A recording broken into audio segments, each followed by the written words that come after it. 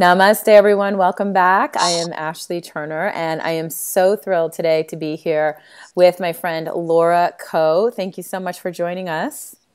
I'm thrilled to be here. Thank you for Mhm. having me. Laura Coe's book, Emotional Obesity, is coming out January 1st. And when I found out about this book, to be honest with you, the thought that I had was like, why didn't I think of that? It's such a genius idea, the concept of emotional obesity, and that we're carrying around a lot of emotional baggage and extra weight that, it weighs us down. And how do we process it? And how do we, Laura talks about in the book, having doing emotional workouts and how to really clear and unclog ourselves from the mental, emotional stuff that we are holding. So just a little bit about Laura. She's an entrepreneur, an author, and a certified coach working to help you find fulfillment one day at a time through daily emotional workout routines. Nutritional thoughts. I love that concept, nutritional thoughts and other tools. Laura co-founded LithoLink Corporation. It was a healthcare company serving over 350,000 patients per month nationally.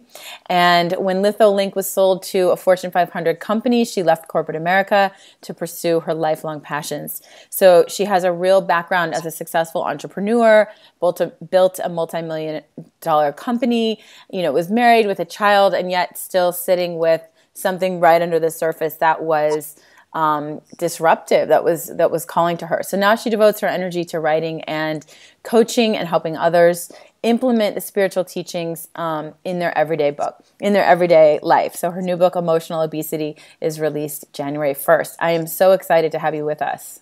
Thank you so much. Yeah. Tell us a little bit about how you came to this concept of emotional obesity. I know you have an undergrad and a graduate degree in philosophy, and then went into corporate America. So I'm really curious how you came up with this idea, because I literally think it's so genius. Thank you. Thank you. Honestly, the joke of the book is that I'm the book and the book is me, that I realized I was emotionally obese. I was an undergraduate in philosophy, as you mentioned, and it was my passion. And unsure what to do with that degree and that background, I went on to be an entrepreneur instead.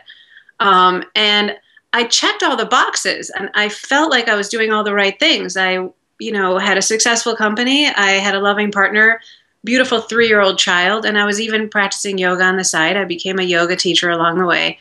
And yet I didn't have that feeling that people want when they equate this idea of success, So I rolled up to my 1920s home, colonial house. It was the house of my dreams. And I was sort of staring at it thinking, how come I'm not having that deep, deep fulfillment that I was looking for? So I quit my job in corporate America and set this small intention to find something that felt authentic. That seemed like such a small, simple idea. But what happened was I found myself in a 2 or 3 year cycle where I was trying to find something that was meaningful. And then I was really just going down the same path.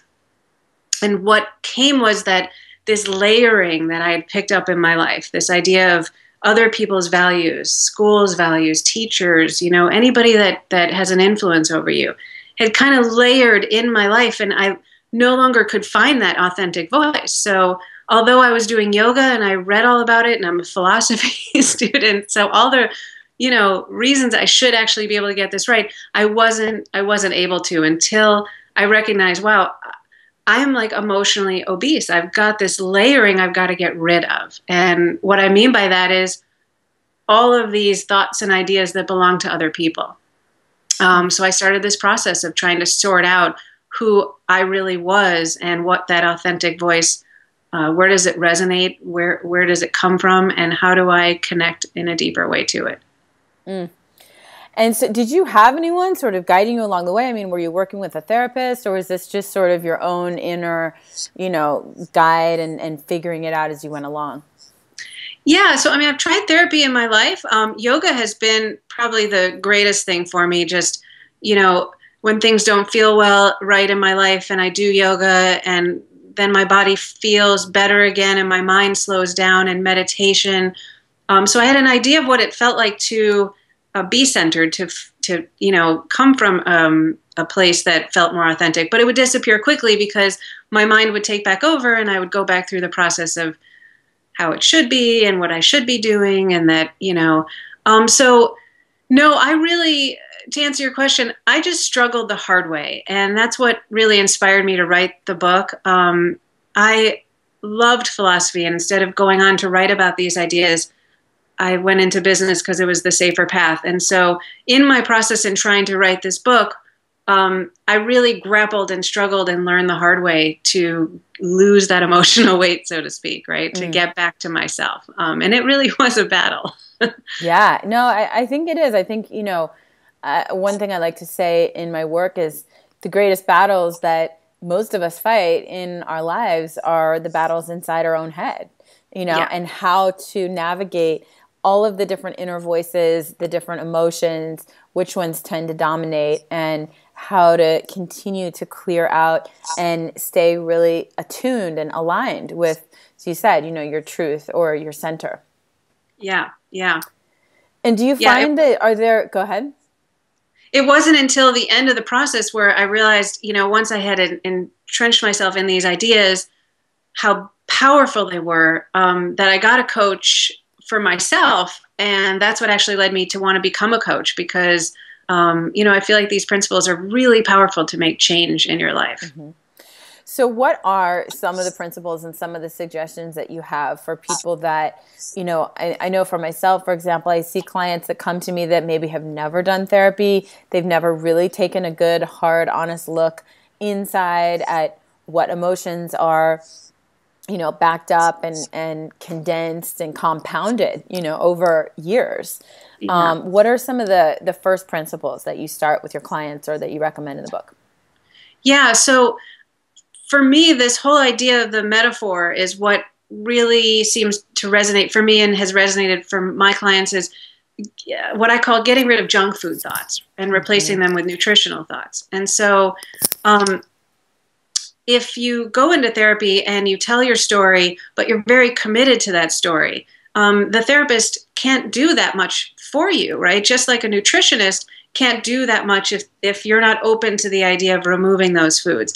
But culture has done such an incredible job in telling us, hey, a diet of soda is going to harm your body and cigarettes aren't good. And you go to doctor's offices, there's endless systems to help us navigate this process of staying physically fit. And you may choose or not choose or have troubles with it. But when it comes to our emotional weight, I didn't have the awareness that there were junk food thoughts, and not just junk food, but specific cravings that I had, right? That I don't think we just have general negative thinking, right? Which is kind of how I learned about the subject versus positive thinking, like be grateful and stop being negative, right? It's kind of the concept. So once I realized that, hey, there's kind of this junk in my head, and it's really specific to the learned values that, have come from my life, right? Mm-hmm. Specifically for me, I grew up at University of Chicago campus, and everybody had higher degrees, and I thought, well, I can't do anything until I have a PhD. And if I have a PhD, it's not going to be enough. Like there was this whole learned value around that. So what I really recommend for people is to get aware of what the craving towards certain thoughts, certain sentences, and the power that has over your life. Once you're aware of that, you can start to replace it with what I call nutritional thoughts, right? So challenge that idea. It's a belief system. Not everybody in the world has to have a PhD. They're great, but they're not for everybody in every situation. So I just said to myself, well, I don't read only books from people with PhDs. And I started to repeat that sentence as often as I was repeating this other one, right, which is plaguing me. And those thoughts, they lead you to action. So if you're not careful about the things you're thinking, your actions follow from those thoughts. Mm-hmm. So that's really the main idea behind what helped me navigate my way out of this emotional weight. I think, what you're saying is it parlays right into, in the yogic tradition, this concept of samskaras, and you're talking about learned values. And samskaras are these impressions in our mental, emotional body, impressions in our psyche that we have these, I love the term cravings. You know, we have these tendencies. Some of them maybe our personality type. Many of them are definitely from our conditioned experience in early childhood and family systems. And noticing what are those cravings, you know, just like nutritionally, we can observe, oh, if I have a certain craving, it means it's actually telling me that there's a certain deficiency nutritionally or of usually something else that this craving is then overcompensating for. So if we can look at that the same way in our emotional body and just observe and get curious and I love that you said question those beliefs. Like just because we think a thought doesn't mean it's true, right? And so really questioning, why am I choosing this, or why am I, automatically going down this path or that, whether it's relationships or career or finance, etc. Absolutely. And I love that you brought up samskara, because I was so taken by that concept, this idea of these deep grooves, within us. And I really, I didn't bring it up in the book because it's kind of getting deep into the yoga world, but it is such a powerful image that we burn basically this groove within us, and it becomes this ritualistic way of thinking. Mm-hmm. And I play this game with my friends, but I'm like, what if I put a little recorder inside your brain and you didn't know it, and I was tape recording all your thoughts for 10 minutes, and then I got all your friends and family around and I just played those thoughts on a loudspeaker, right? Yeah. It's like everybody gasps. Everybody thinks, oh my God, that's the worst, right? Because we have these like learned thoughts that are so unconscious to us, and they don't really align with our belief system, which is why we're horrified and thinking about the idea of playing them for everybody. But yet we think them all day without any regard for making a change to them, mm-hmm. and that's samskara. It's like that deep patterning. But the cool thing is you can change it anytime.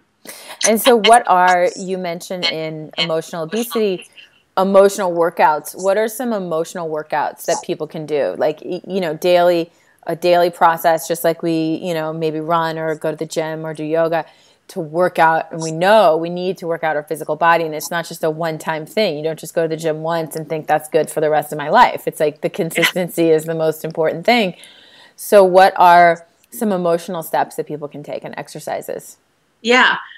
So this is another thing that really, was difficult for me to navigate when I was trying to figure it out. I'd read self-help, and like I said, I was a yoga teacher, and I wasn't solving it for myself until I realized that, if I want to get more cardio, then I will jog. If I want more weight training, then I would do weights, right? Like it depends on your goals. And so general positive thinking is sort of strange. Like, I'm just going to be grateful today, I guess. Like, I'm so grateful. So instead, mm-hmm. I think, well, what specifically do you want to do, right? So if you want to make a change, if you want to change your job, what then is the first thought that comes to mind? And people will say, I don't know. And then within a second, they'll write down the exact thought. I can't because, I shouldn't because. So those are your specific junk food thoughts. And then replace them with something that is supportive to your goal. So, just like I might want to get in better cardio shape, and I am like, wow, I don't want to go jogging, or, first I have to go get gym shoes, and I have to like pick a way to get in shape. Maybe I don't have to jog, I can do a bike, right? So take the time to investigate what it is that you want, what is in your way, and then how can you shift it with some different supportive ideas. And if you can't come up with a solution, talk to people who are successful in that area. Mm-hmm. What are you doing when you do that? What do you think to yourself? How do you view it? So you can make a shift to your worldview that way. I think that's such an important suggestion for people to reach out, to ask for help, and know that, I say this all the time in my class, on some level, whatever your challenges that you're going through, whether it's addiction or death of a loved one, or, you want to lose weight, there are other people out there who have had a similar experience. Maybe not exactly the same content, but similar experience, and look to those people that can mentor you through that. I went through a really intense breakup about 12 years ago, and I did the exact same thing. I looked to myself and I thought, okay, I know someone who went through a very similar public breakup a couple years ago, and she did it with so much grace and integrity. And I literally called her up, and I didn't really know her, and I said, here's who I am, and I'd love to just talk to you. And Yeah. we became best friends, and she walked me through that breakup. And I don't know how I would have done it without her. She literally walked me through it step by step, and with so much integrity and grace. And so we can do that, whether it's a therapist or friends of friends, or, someone that you really admire, someone that really inspires you. Yeah. And we do it all the time with physical health, right? Yeah. So if I And work too. yeah, if I Careers. like your haircut, I'll ask you where you got your hair, who your hairstylist is. If I like your clothing, I'll find out where you go shopping. If I like your job, I'll ask you about your job, right? But when it comes to our emotional health and when we're getting stuck, we just sit all by ourselves in a shame cycle. Mm-hmm. And to me, that's like the number one thing is, to share those experiences or those feelings, because once you get deep into your secrecy about it and the shame, I mean, you're in it's what we call stuck, right? It's the rut. One of my therapists and mentors, Mona Miller, says that silence is the conspirator of shame. And, silence just conspires to keep us spinning and looping in that negative feedback cycle. So yeah, you're absolutely right. Yeah, it's brutal. So just lastly, to wrap it up, is there any last tip or something that you want to offer people, or maybe a specific emotion and way to work with that? What's one thing that sort of it comes to your mind? Yeah. Well, so I break out the emotional workouts in the book into different types of emotions. So, over time, because we have layered in these beliefs from outside of ourselves, it starts to manifest in different ways. Blame cycles, anger cycles, guilt, shame, right? And we get very attached to our storyline. Mm-hmm. So we spend so much time on the outside world blaming and shaming and making our points, when in reality, it's, there's something within us that we have lost connection to. So my number one piece of advice is, if you find yourself in fits of anger on a regular basis, or, resentments, blaming, any of those types of things, start to investigate what it is that it's igniting within you. Curiosity, to me, is the beginning of the process to reconnect to your body. If that's hard, do something like yoga or dance, or something that helps you get back into your body, breathing, anything to help you get out of that storyline back into your inner self. Mm. I love that. And really quickly on that note, do you find, are there certain, you mentioned sort of a group of emotions there. Would you say, in your experience, are there one or two emotions that most people tend to get really stuck around or repress? Yeah, I don't think there's one. It's more like people have their go-to, right? Mm-hmm. So the shame people seem really deep in the shame cycle. The people who have no time, right? And they're so self-sacrificing to the point of, their whole health and wellness just goes out the window because they're taking care of everybody around them.